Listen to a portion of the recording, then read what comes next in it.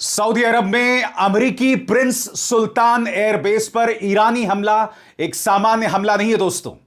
इन तस्वीरों में देखिए, इस पहली तस्वीर को देखिए, यह दूर से ली गई तस्वीर है और इसमें अगर आप ध्यान से देखें तो नुकसान हुआ दिखाई दे रहा है। यह है E3 एवाक्स सिस्टम या E3 सेंट्री, अमेरिकी कमांड एंड कंट्रोल सिस्टम।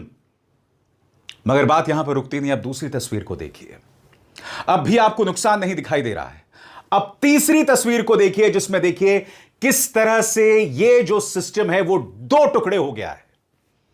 और उसी तरह से चौथी तस्वीर, यह हमला हुआ है सऊदी अरब में प्रिंस सुल्तान एयरबेस पर, जो कि एक अमेरिकी बेस है। और आप जानते हैं इस हमले की क्या खास बात है।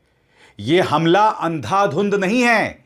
ईरान ने जानबूझकर कुछ हिस्सों को टारगेट किया है। क्यों? उसने टारगेट किया है E3 सेंट्री